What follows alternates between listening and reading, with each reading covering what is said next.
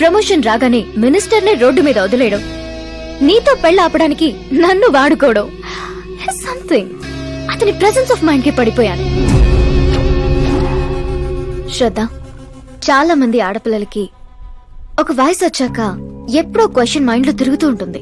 అందమైన వాణ్ణి చేసుకోవాలా, డబ్బున్న వాణ్ణి చేసుకోవాలా, చదువుకున్న వాణ్ణి చేసుకోవాలా అని. కానీ ఆకాష్ ని కలిశాక నాకు క్లారిటీ వచ్చింది, తెలివైన వాణ్ణి చేసుకోవాలని.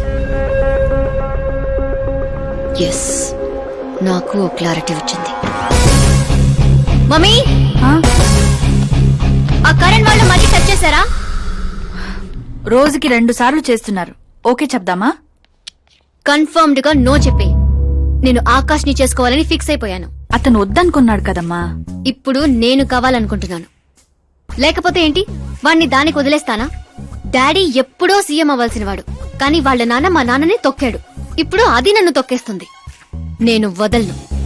నేను ఆకాష్ ని అస్సలు వదలను.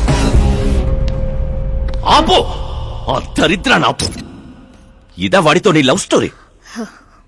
నిన్ను చేసుకోవడానికి ఎలాంటి వాళ్ళు వస్తున్నారో తెలుసా? తెలుసు డాడ్. నన్ను చేసుకోవాలనుకునే వాళ్ళందరూ ఇలా నా రేంజ్ చూసి వచ్చేవాళ్లే. చూసారా డాడ్, అక్కడ చూస్తే ఏం కనపడుతుందో? రూఫ్. నన్ను చేసుకోవాలనుకునే వాళ్ళందరూ ఆ రూఫ్ లాంటి వాళ్లే. అక్కడ లైట్లు, ఫ్యాన్లు, ఫాల్ సీలింగ్ తప్ప ఏవి ఉండవు. అదే ఆకాశ్ అయితే ఆకాశం లాంటివాడు. అక్కడ మబ్బులుంటాయి, మెరుపులుంటాయి, మై మరుపులుంటాయి. లైఫ్ థ్రిల్లింగ్ గా ఉంటుంది. వాడు ప్లాట్ఫామ్ కాడమ్మా. మంచి ప్లాట్ఫామ్ మీరు క్రియేట్ చేయండి, జస్ట్ ఫర్ అ చేంజ్. వాడికి నీ చెయ్యి పట్టుకునే స్థాయి లేదమ్మా.